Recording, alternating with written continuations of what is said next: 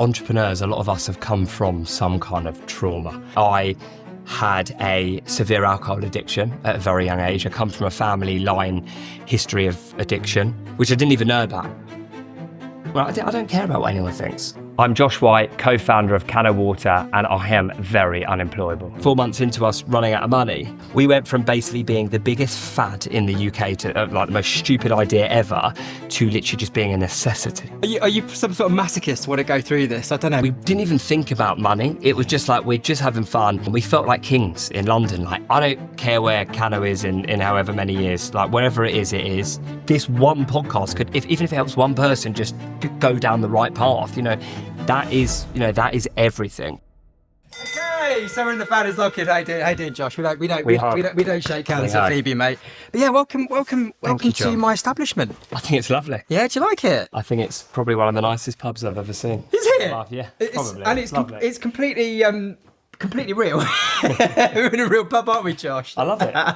It's good. Anyway, welcome to ITV. Thank you. Thank you for having me. Who have very kindly given us an amazing studio to do our podcast. So, mate, the whole point of why we wanted to do this is because being a founder, being a human being is tough enough. I think when we decide to become founders, it's just another level, isn't it? 100%. I think as Marissa Poster from Perfect Head was saying, Charles, what did she say? How does hysterics, the way she described it, if you have to be what? A psychopath? You have to be. Are you some sort of masochist want to go through this? I don't know. Maybe that's a subject in itself. It's pain and suffering. But I think that someone actually said to me as well, like, entrepreneurs, a lot of us have come from some kind of trauma. And so we're kind of used to it, if that makes sense, or we've got something to prove. So I agree with her. It's not for the faint-hearted at all. No. And I think that most people go into it not realizing that the naivety kind of carries you through. Yeah. I mean, listen, we'll go into this. I absolutely love this. My first experience of Cano Water was at a premiere. It was about 2-3 years ago. 2 years ago, I don't know, Charlotte and I at this premiere. It's very cool. Leicester Square. I've never been to a premiere before. And Cano Water was in every single seat. And I just thought it was so novel having a lovely, cool water in a can. So that was when my eyes were opened. I think it was 2.5 years ago. Yeah. It doesn't matter when it was, does it? Most people didn't think that when they first saw Cano. Really? Yeah. Right, let's get into that because it is a new way of doing water. But you actually, from the age of 18, were doing, was it like big, sort of like big raves, events. Big parties, big events? Yeah. Tell us about it. And what was that like? Well, I started DJing when I was 11 years old. School was never for me. I was a bit of a crazy kid. And when you say crazy, what do you mean? Were you just like misunderstood is the best way to put it. Suffered severely with ADHD, diagnosed at 11, wasn't, going to ever go down a conventional path. And music was my love. I've always loved music, always loved anything different, creative, in culture, in whatever guise. And I sort of started DJing when I was 11. By 16, I'd kind of been kicked out of school. Not because I was a bad person, just because I just found it incredibly hard to concentrate, and I just would get distracted, get in trouble.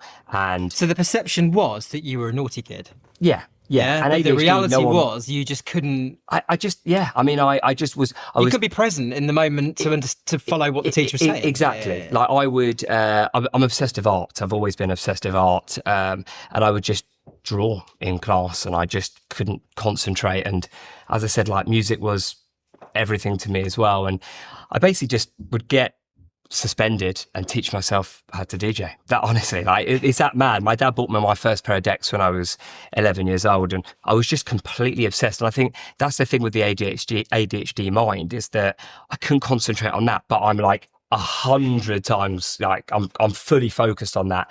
And you basically become so damn good at good at it, right? If I'm very good at DJing, and I'm like, if there's one thing that I'm like very good at, it's DJ and selling water, but DJing for me was like, a complete obsession. That thing of like 10,000 hours, like you become like an expert at something. Like I really, really put that in, and essentially left school, self-taught DJ, 17, 18, DJing sort of clubs all over the country, and did some really cool stuff. And yeah, by 18, 19, I'd started an events company in the UK. Did you feel, is that the first time you felt accepted? When all of a sudden being a DJ in front of a crowd that were like, you know, you get them going, you get them excited, they respond to you and you're in the zone with them, you're present with them.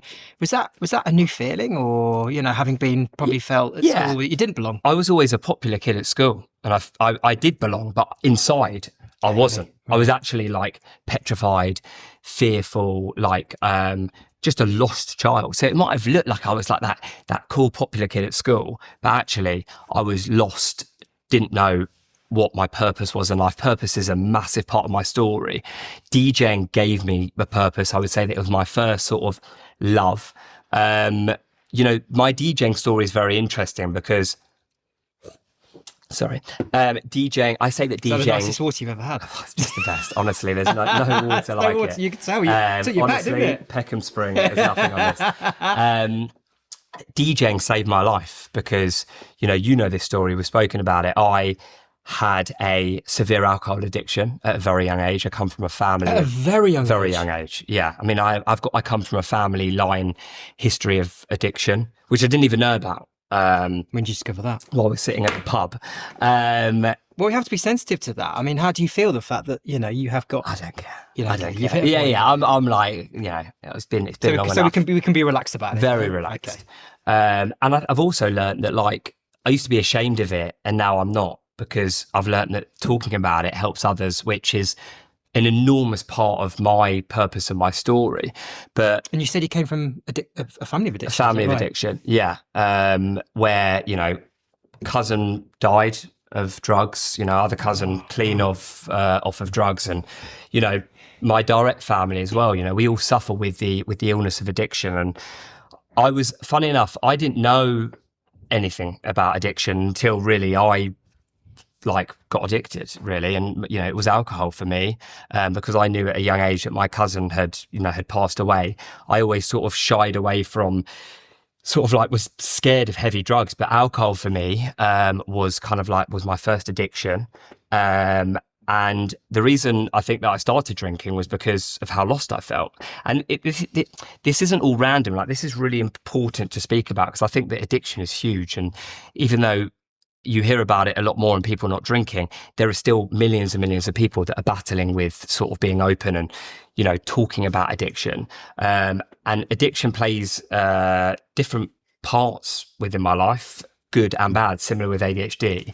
But I felt lost, as I said, like really, really low. And at 12, 13 years old, like, kids shouldn't be depressed. You know, I was depressed, and I didn't know why. I came from heavy depressed, depressed. You know, like, and I just was lost, mainly because I think everyone around me it looked like they knew what they wanted. I came from a very dysfunctional family.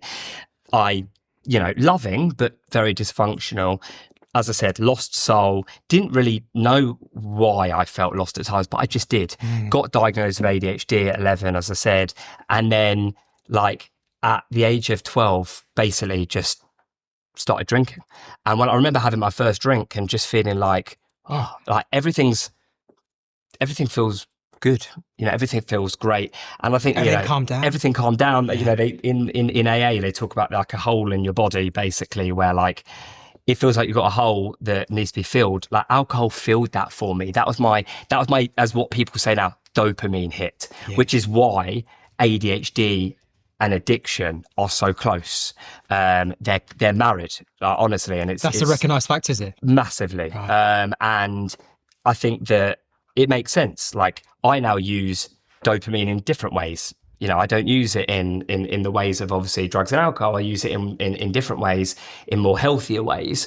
But, you know, at that age, I was just, I was lost. And honestly, I'm very open about this. There was only two ways for me. There was either prison or killing myself. Like, you know, speaking openly and honestly, like, I didn't see a life beyond, you know, my 20s, because I was just so, like, I felt, as I said before, I was so worried about everyone else, and like, everyone else has got it right. Everyone else has got this path. They know what they're going to do. They're going to work with their parents, or they're going to go into this world. Like, I was just very lost, and I just kind of spiraled out of control.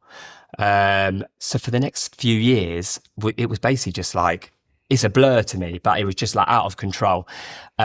Which, fast forward, 2006 July, I woke up in a rehab, basically. Did you?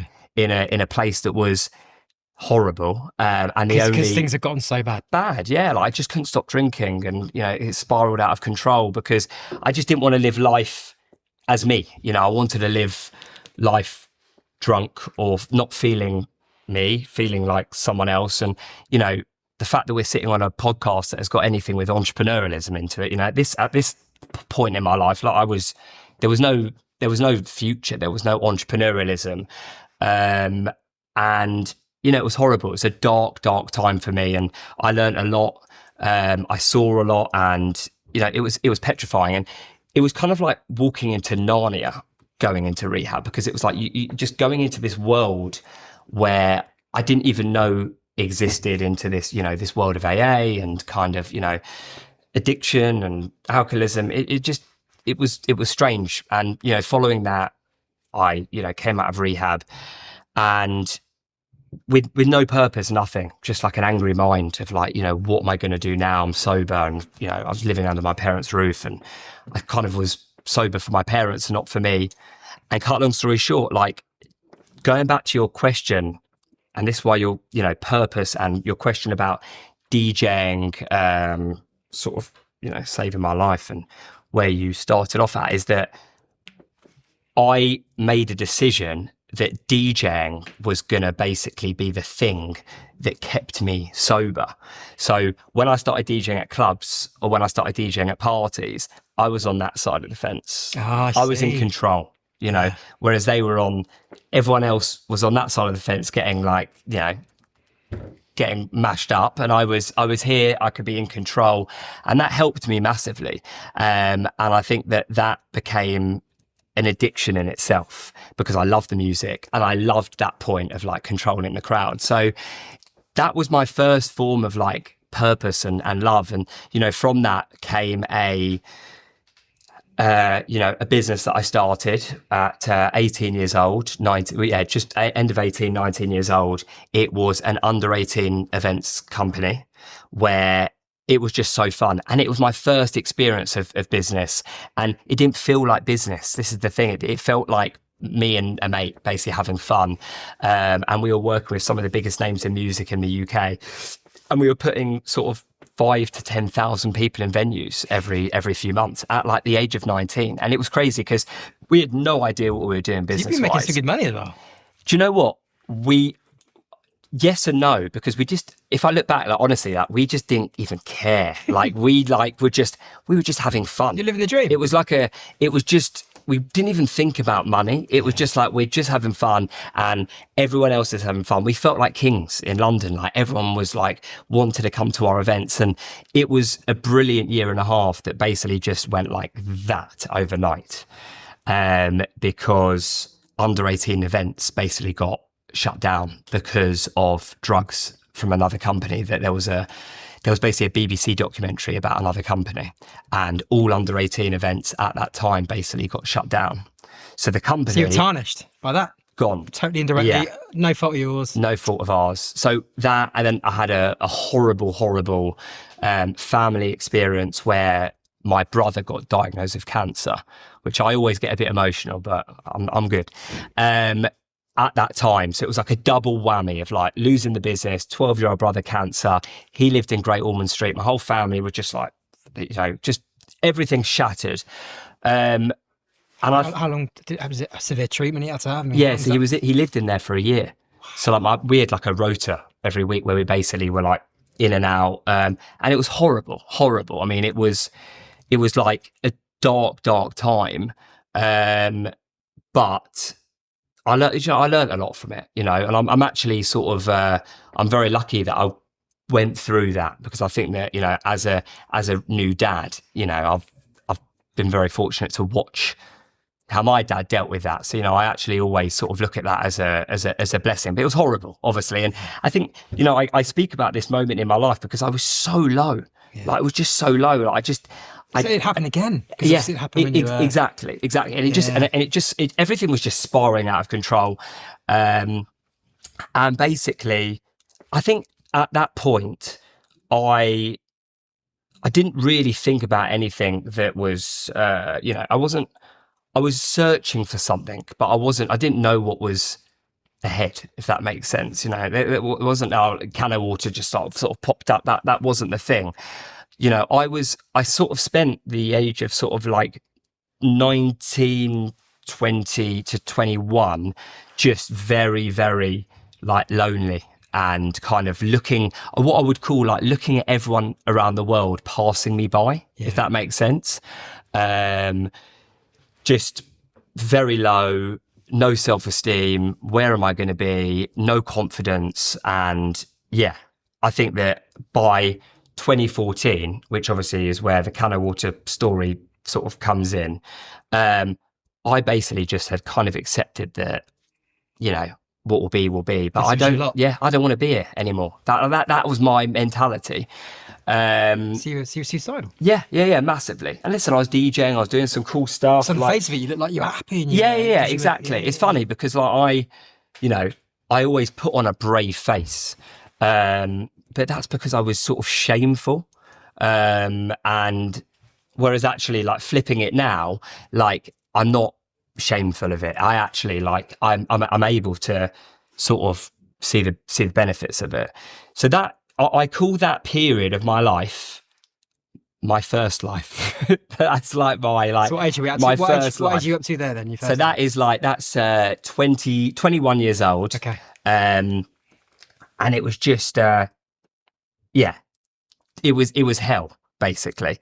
And then 2014, I went to Thailand with my boys, just on a lad's holiday, and came across just plastic pollution everywhere on a scale that was just like unreal. Yeah, like we grew up in London, just outside of London, in Hertfordshire, and don't see plastic pollution. And I'm always very honest. I'm not like one of these people that's like fabricated that I'm like an environmentalist.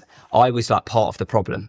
Like I would be that guy as a kid that probably like would flick my cigarette out the window when I smoked years ago. And I think that seeing how bad it was in Thailand, plastic bottles, brands that we grew up loving, Coca-Cola, Evian, and plastic pieces in the sand. Like we just couldn't believe how this is happening. And, we kind of very quickly went from being part of the problem to like looking at as being part of the solution. And the reason that the ADHD and the addiction side of things is so important to talk about, and why I don't just like talking about the business side of things, is because people need to understand the people that put water in a can, because I don't think anyone else would have put water in a can. And I talk about this all the time. It needed 3 dropouts who basically had no purpose or any kind of understanding of what they were going to do to sort of come up with an idea like this, because canned water to most people is just the most stupid thing on the planet. Like why do we need canned water? And once we saw what we saw, we as people who are neurodiverse, and as me, as the addictive nature that I am, we just became completely and utterly obsessed with, how is this happening? Why is it happening? Like, why is no one talking about this? And, there was no Greta, or, there was no like, the only people that were talking about plastic pollution were like lunatics. That, like, if they came up to you in the street, you'd be like, please stay away, please. Like, that was the kind of thing. Funny enough, one day I was sampling in Whole Foods about a year into Cano, and she must be a 60, 70-year-old woman came over to me and asked for my autograph. And I said, why? She's like, because I've been speaking about plastic pollution for 40 years. No one's listened to me. Really? Yeah. You've actually really made a difference. How did that feel? Yeah, listen, it was one of those moments that was kind of like, that's why we started this, and the purpose was absolutely reinforced. Exactly. And I think that's a really big part of this, because when we sort of did the research, saw that aluminium is the most recyclable material on the planet. This can, since the 1800s, has been millions of other cans. So 75% of all aluminium ever produced is just still in circulation. So this can, chuck it in the bin, it will come back in 60 days. Even if you throw this out the window of your car, which I wouldn't, but if you did, someone will collect it because it's a commodity and it's got an intrinsic value. Therefore, it will most probably end up at a recycling plant and will come back within 60 days. Really? Exactly. Whereas plastic... I did not know this, by the way. I didn't realise that I'm a scientist now. I've rehearsed it a lot, trust me. I flunked every subject at school. So.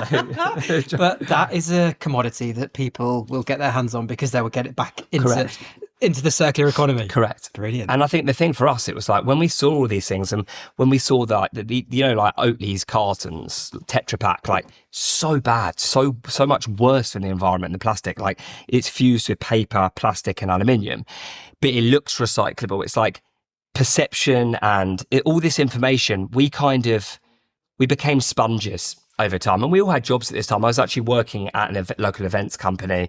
The others were, doing their thing, and we basically would just meet after work sort of every day, and we would basically talk about this. And we just, as I said, like we became obsessed with it, and we kind of made it our mission.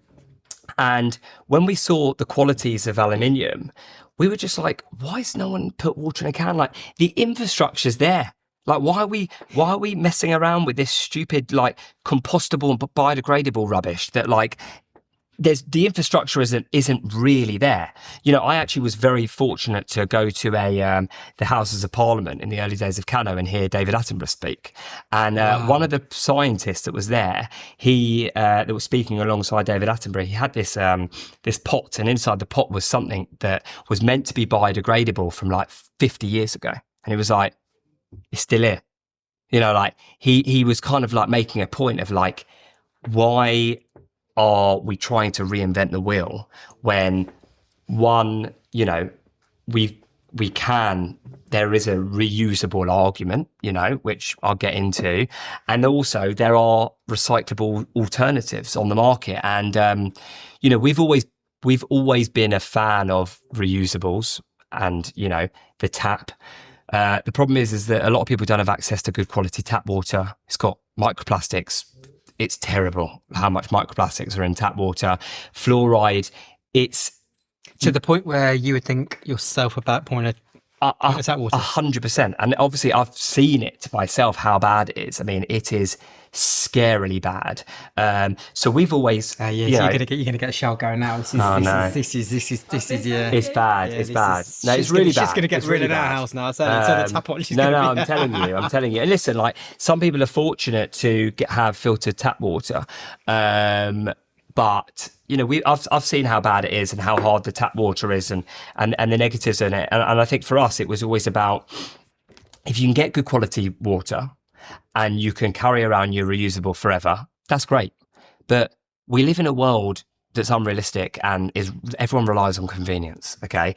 People forget their flask. People don't have access to. So our thing was always coming at things from like a realistic approach when looking at the dynamics of Cano. So, you can't close a can. We introduced the UK's first resealable can. That was something that we launched with, accepting that people, want to refill their can, those kinds of things. And I think that we always came at it, cool. We always came at it from more of a realistic approach, not an environmentalist's approach. Because I think, as I said, like an environmentalist would never have put water in a can because it's still a vessel. But it's just unrealistic because the plastic problem is just going through the roof and it's not slowing down. So I think that for us, it was always, how can we just be three real people who actually care, who saw something and want to make noise, a lot of noise. And I think that's something that, definitely need to speak on, because I think the disruptive nature of the brand is the reason we're still here today. But, we didn't even think about business. It was more like, how can we do something for good that has never been done before? And how can we make sure that all of the biggest businesses in the world wake the fuck up, basically? Like, that was the thing. It was more of like a, let's go, we're going to make noise and we're going to wake everyone up. And we created the business in the end of 2014. And, you know, what we are very, very good at is creating perception. And I think that, you know, none of us had the money needed to start a business. And we basically... How many of you arrived at started? 3 of us. 3 okay. Yeah. So 3 best mates. Still best mates? Yeah. It's not easy. Yeah, you paused there. It's not easy. Hard, I did pause. It's not easy. Yeah. And in the early days, especially, a lot of differences. I think that's the hardest thing as well. Like, in any business, like learning about people's strengths and weaknesses, and not trying to kind of project your own expectations, like learn what someone's strengths are and get the best out of them. And I think between all of us, that was difficult, because we are 3 very different people, but all had the same mission in mind, to basically remove as much plastic packaging from, you know, landfill in the oceans as possible. And I think that, you know, we essentially, and I really like telling this story because I think it's really important. We all had full-time jobs, and because canned water had never ever been done before, we had to call all of these places and people. And I think this was a big learning for me, of like, just like, not even networking, but just like not giving up. Like, we would call all of these co-packers, who are the places that basically like put drinks into products, and no one would put water in a can. No one. Like, everyone refused it.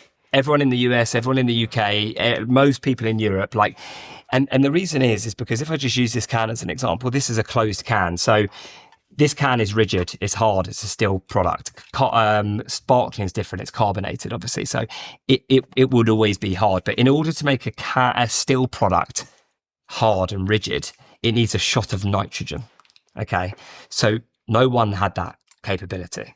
So it's got a shot of nitrogen in it? Yeah. So if I open this, you're going to hear a yeah. That's just air. Is it? It's just air. Otherwise, the can would just be, it would basically just be crumply, and it'd be horrible. And the other thing was, if you can imagine still water... Sorry, this is going to be a really stupid question. So why'd you do that for, say, a fizzy drink, right?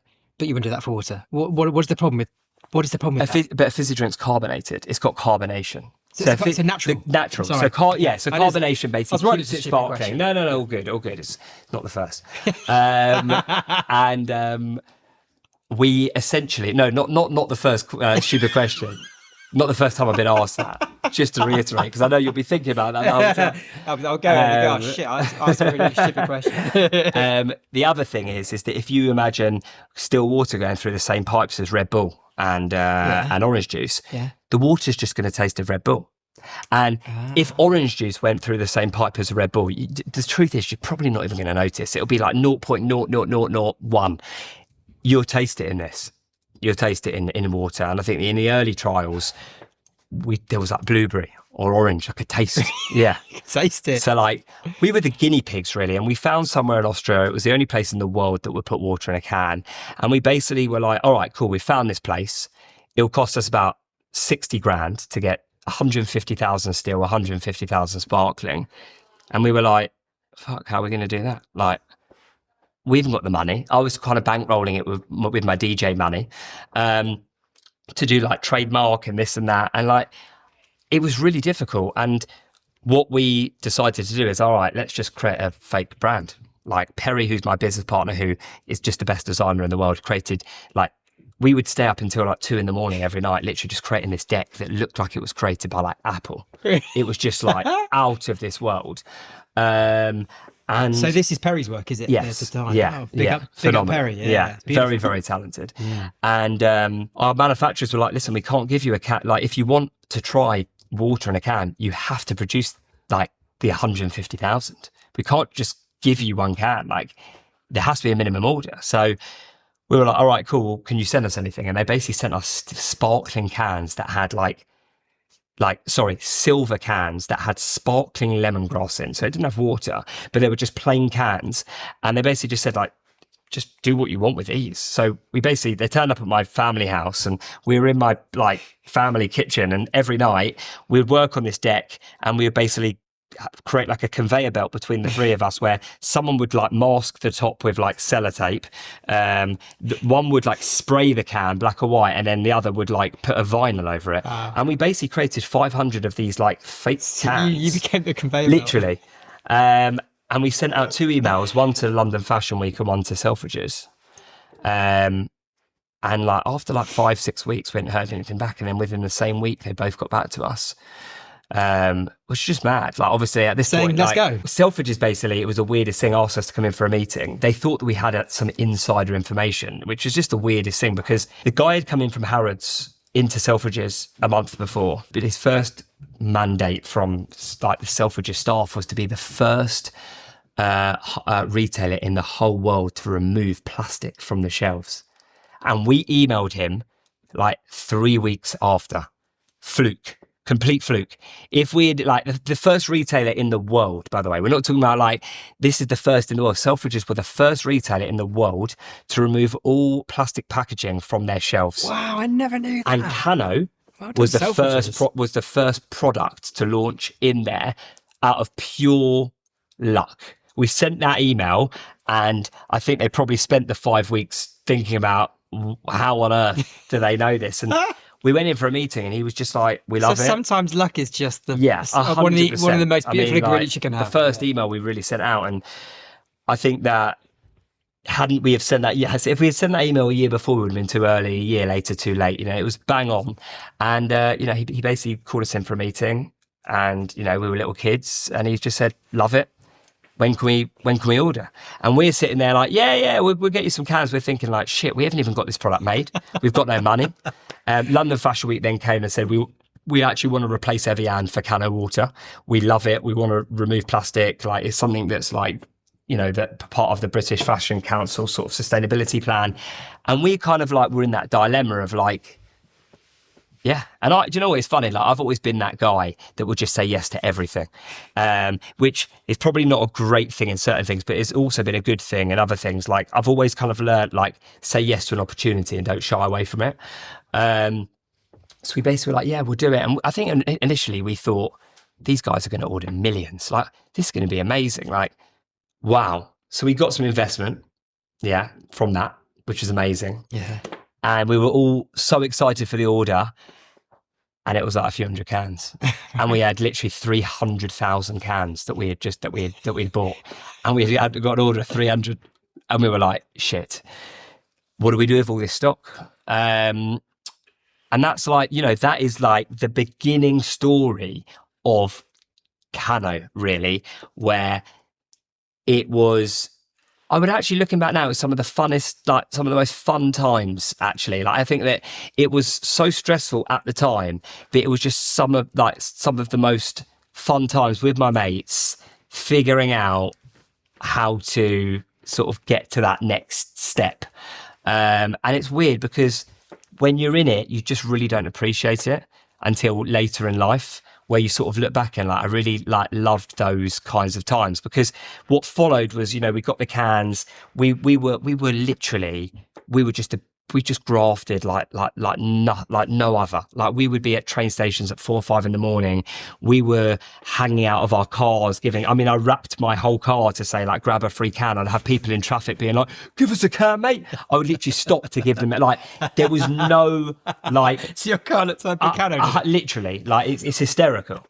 And our first 10,000 followers, we created this thing, and thinking about it now, probably doesn't sound like the right terminology. It was called Can for Gram. It sounds like a drug, like a drug dealer's like, God knows. But it was basically, if you followed us on Instagram, we'll give you a can, basically.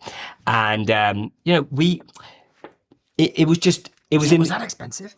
No, not really. Like, well, listen, it was, but it worked. Yeah. This is the thing, because what happened was we got followers, and I think the algorithms changed so much. But back then, like people would really like, people would follow us, and then they would see they would see Cano, whereas like the algorithms kind of moved and it's kind of like who you interact with now. And it's like, whereas then if you followed someone, like you would see all of their content. And we really, really like saw in the early days, like we saw some really easy growth, which was nice on social media.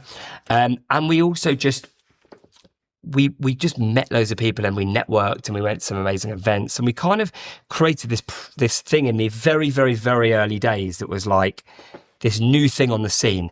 And I left my job and I thought, this is going to be quite easy, you know? And the next 4 years were just horrendous. Really? Yeah.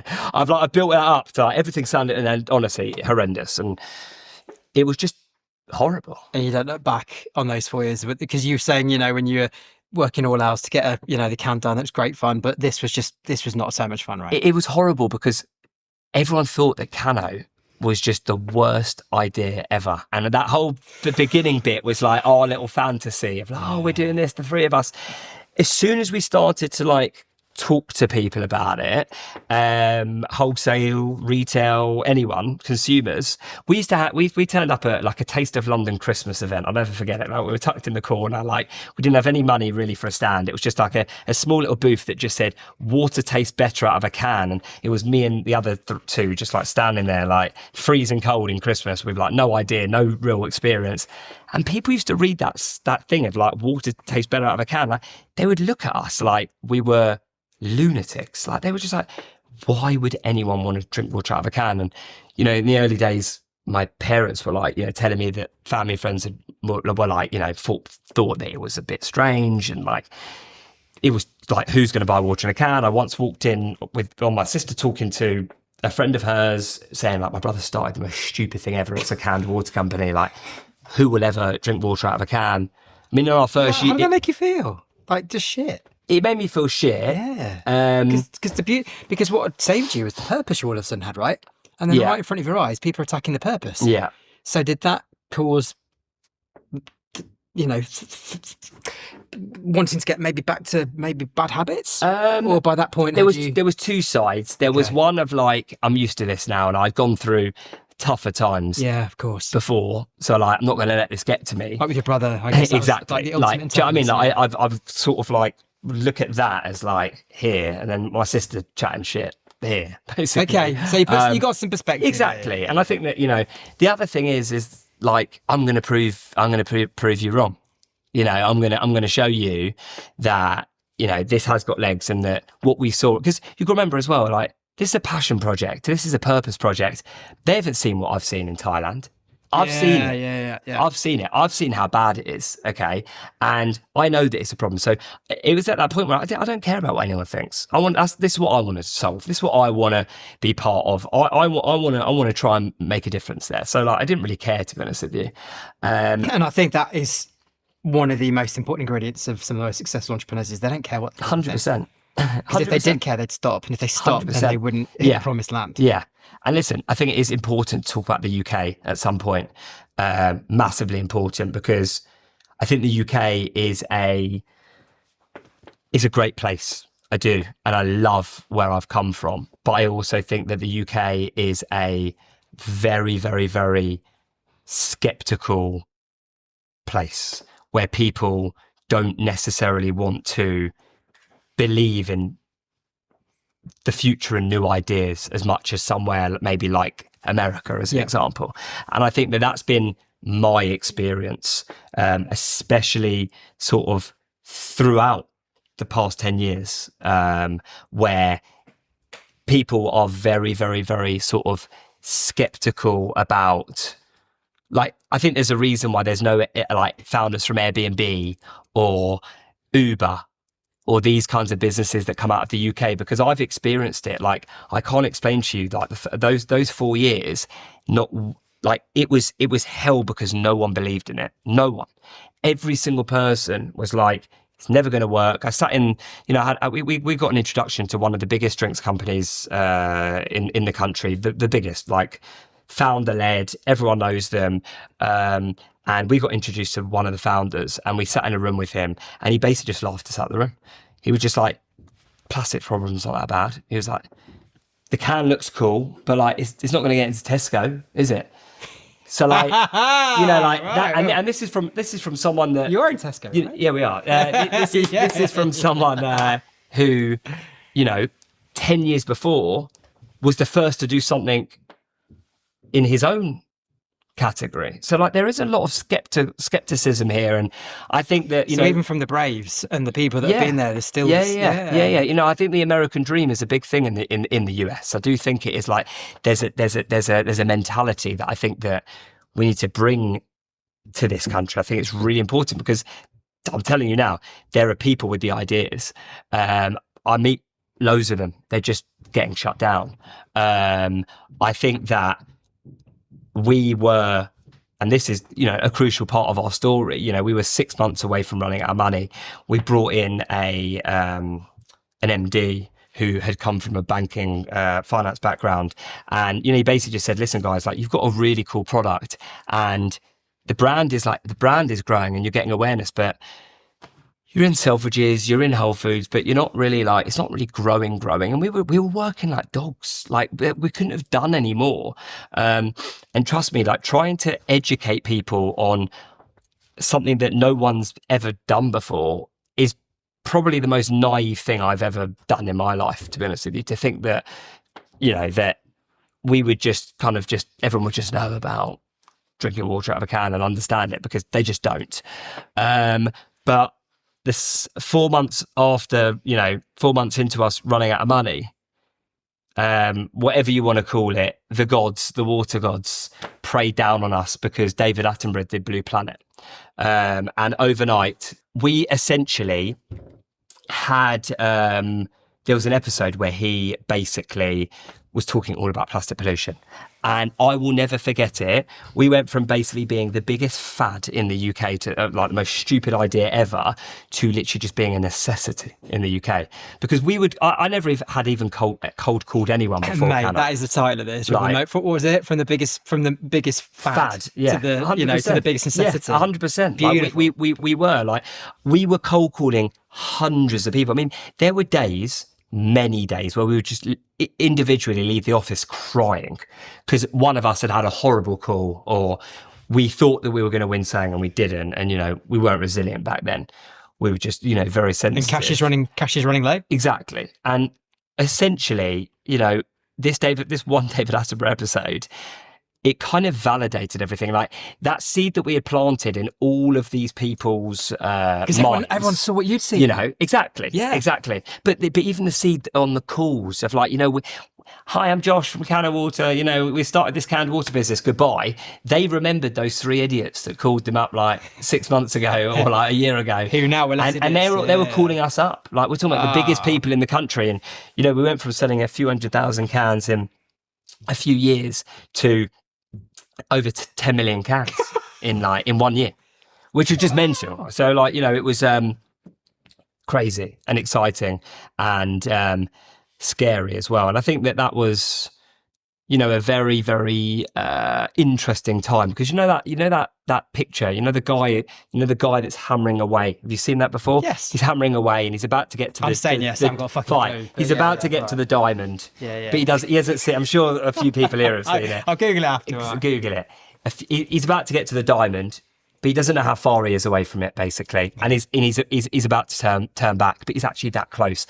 Like we could have turned back many, many times in those years. Yeah. And we didn't, because we cared so much about the problem. And if it was about us, we would have just left. If we were like, you know, because it wasn't about us, it was about the bigger picture. And it was about like the actual sheer determination of like making noise and creating awareness and sort of, as I said, like from the very beginning, like waking up the big brands. And, you know, that's kind of what this did, this moment. So, you know, we've got a big David Attenborough cutout in our office. Really? Yeah. It's hails to David, because he was basically... Listen, yeah, he's yeah. You know, we were fortunate to meet him. You know, we saw him. You know, it's you know, that was the start of a really great thing. And then a year later, in our growth year, this thing called COVID happened, and then it all just went down again. So it's like, you know, for us, it's like my life. It's like just like it's just like a roller coaster that just never stops. Where are we now, though? Because obviously this is a brand that you've got a great following. We're seeing this everywhere. It's easy to buy because it's in so many places now. Yeah. So you have been through hell and back to get literally from your life journey, from your business journey, but you're at a point now where this is a brand. Mm-hmm. Beautiful brand. Yeah. Best water I've ever tasted. Thank you. Right? What now? So where are we going now? What does excitement feel like? What does nerves feel like? What is the new kind of, with the purpose that you have now completely, solidified inside you? Where are we going now? Yeah. So listen, I think we've done a phenomenal job in the UK. We've raised a lot of awareness. I think it's funny because... sorry. And of course, you've got people like Ricky Gervais as an investor. Ricky G. Yeah, so Ricky G's causing an investor. controversy everywhere at the moment. These adverts he's doing, loving it. Oh my God. Yeah. No, he's been great. And, I think that, he's someone that actually cares. And all the sort of celebrities and people on my cap table are people that really care. Yeah. Ricky Gervais, we've got Dave the rapper, some of the sidemen, the YouTubers, Jess Glynn, Alex Scott, who's actually in I'm a Celeb at the moment. Really? Yeah. Paul McGinley, the golfer, Mark Webber in the F1. So, we've got a lot of really, great people within the business that care. But also, something that I actually love about them as well that I have to mention is our slogan. Actually, it's written on our can, and it's so personal to myself and the founders, is "Don't bottle it," because that's our story. Like as I said I was a fuck up, real fuck up, and I really think it's important that I talk about that side of my story because of like how many people, are at this inflection point in life where they could go down that path or that path, and I think that. It's important to hear stories, and that's why it's important to hear raw, authentic stories, because that can. And I spend my life outside of Cano Water helping people with ADHD and addiction and business and navigating lives. And, this one podcast could, even if it helps one person just go down the right path, that is everything. And the thing that I love about the "Don't Bottle It" slogan is it's not just about not putting water in a plastic bottle. It's about the mentality of Cano Water. We were told that this was never going to work. We were told that no one would drink water out of a can, but Coke and Pepsi are putting water in a can. We've got Liquid Death, the biggest, one of the biggest brands in the world, who is a water in a can. That happened because of us. Three, as I say, I like to say 3 idiots, 3 dropouts that literally just... everyone said had no idea what they were doing. And if we had listened to that, we wouldn't have created that movement. So, I think that the thing I love about the cap table as well is that they're all quite similar. They're all like, Ricky Gervais hasn't bottled it. You can look at it in all different ways, whether it's the way that, exactly. And I think that it's the same with, the sidemen, the biggest YouTubers in the whole of the country that have just defied all odds and have created that just unapologetically themselves. Exactly. Right? Like, I think that's what I love about our cap table and the people that we sort of surround ourselves with. So, where are we at now? We have, sold close to 100 million cans in the UK, which is pretty mad. But saying that, we at the same time, we've only really just scratched the surface when it comes to the problem. So, and we don't sort of hide from that. And I think it's if you're going to solve the problem, you've got to go global. Exactly. And I think that's really important. And listen, as I said just now, like Coke and Pepsi are doing it, other brands are doing it. We've made so much noise that people can't hide away from. Yeah. That actually, that's also was always part of our vision. So we're happy that canned waters are in the US and here and there. People always say to me oh, what do you think about this? Well, I think it's a good thing because trust me, there was nothing worse than being the only one. It was just the loneliest place ever. It's funny, when competition came in thick and fast, which was in the past sort of 24 months, it's been really hard. Because, people are coming in with deeper pockets and, long, brands that have been around for a long time. And, it's been very difficult, but it's validated the category and it's actually helped us massively. Right.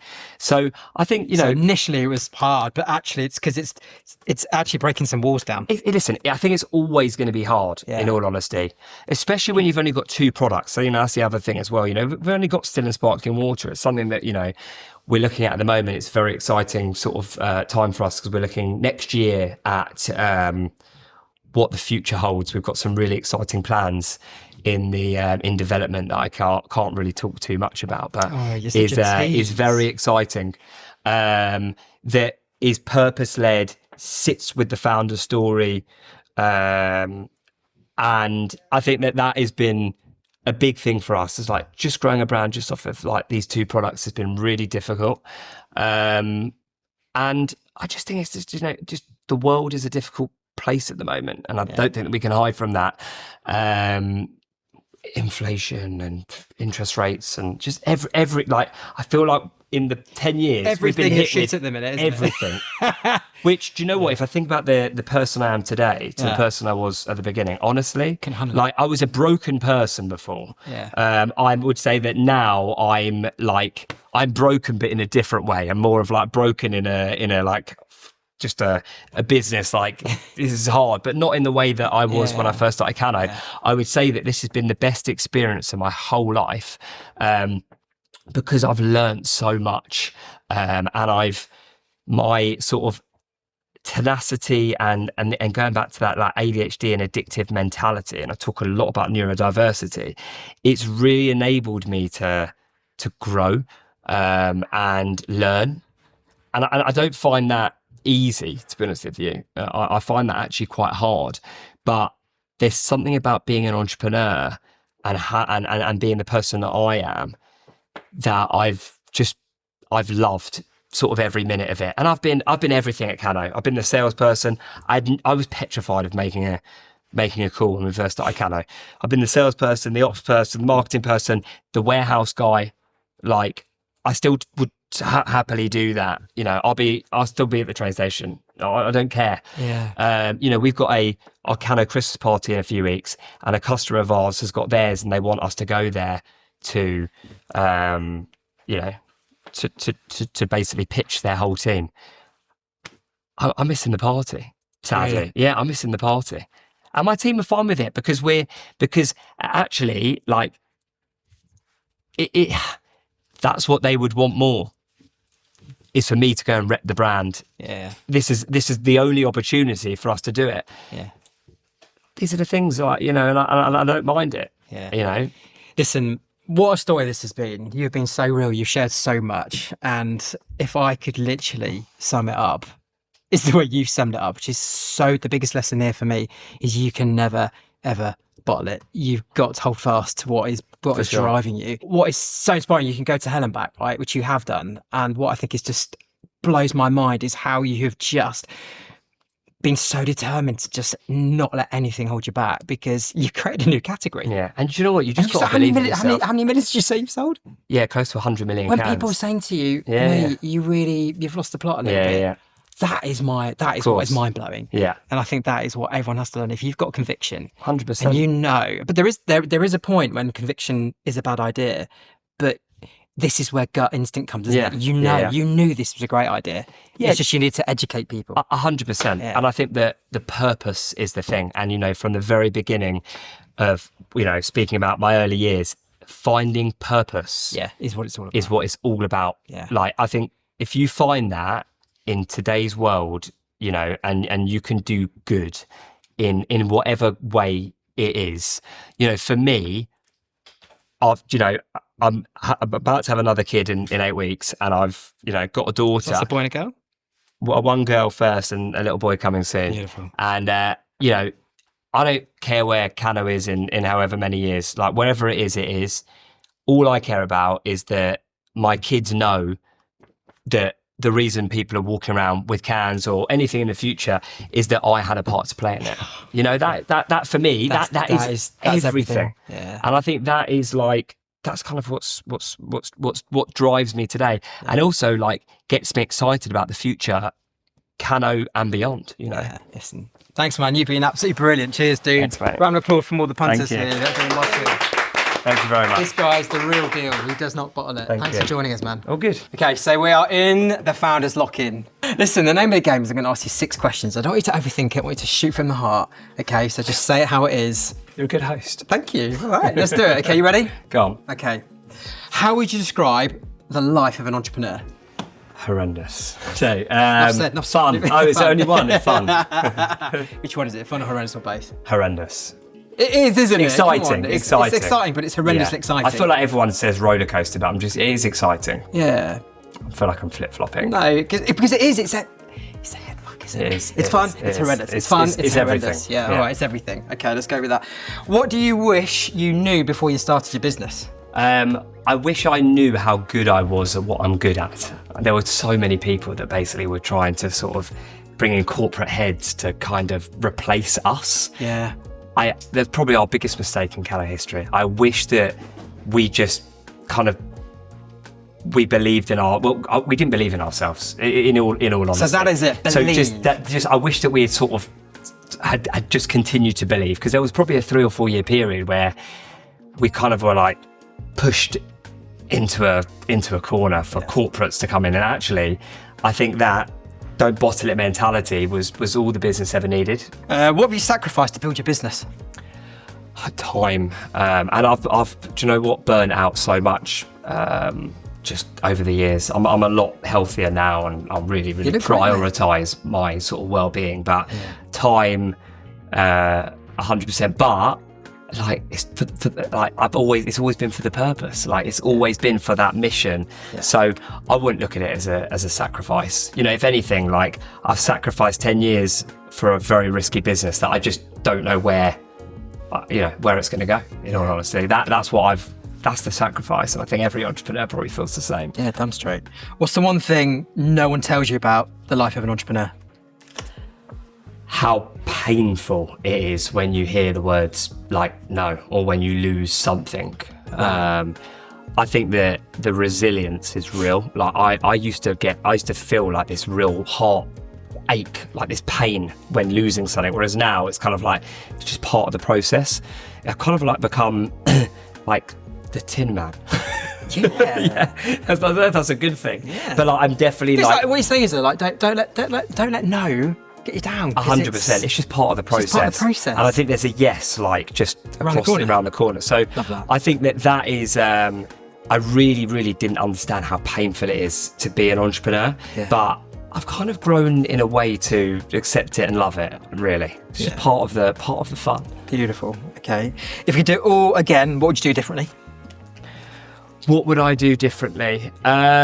We've made so many mistakes. I think one of the things is just speaking to people in the early days, like better people than us that we kind of like respect. I think because everyone said that Cano Water was just such a stupid idea, we were actually scared in the end to speak to people. It was kind of just like us three against the world. That's what it felt like. So I would speak to a lot more people, and also I wish that I had things like Phoebe and Susie and the guy.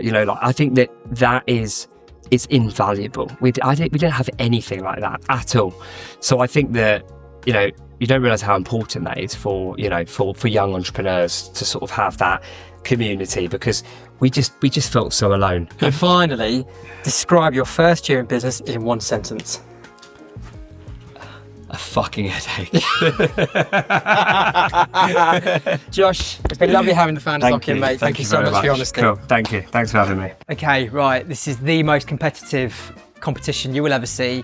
Top of the board is Hugo Lewis. That's right, isn't it? It's Hugo Lewis from Only Curls with 171? 117. 117 to beat. You got six throws. All right. Josh from Cano Water. Over to you, Sunshine. This ain't going to be good.